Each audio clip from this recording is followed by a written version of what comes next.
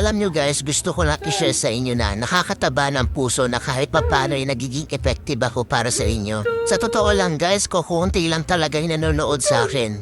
Yung magkaroon lang ako ng 200 views tsaka 10 hearts, masayang masaya na ako nun. Obvious naman na small TikToker lang ako. Hindi katulad ng ibang influencer dyan ng mga sikat kung makabenta ay sobrang dami. Pero ako guys, kahit ganyan lang yan no, ang saya-saya, promise. Kahit ganyan lang guys, feeling ko hindi ako napanghihinaan ng loob.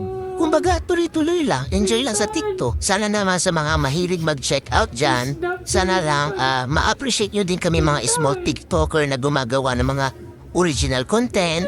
Hayaan nyo na yung mga influencer, mayayaman na yun. Yung tipong sila naka-iPhone 14. Yung mga video camera nila, gaganda.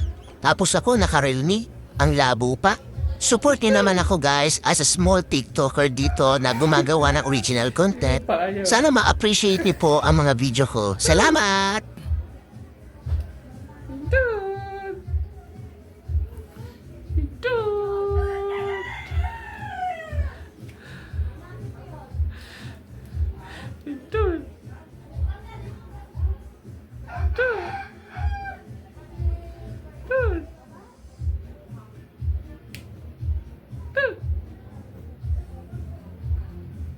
Dude.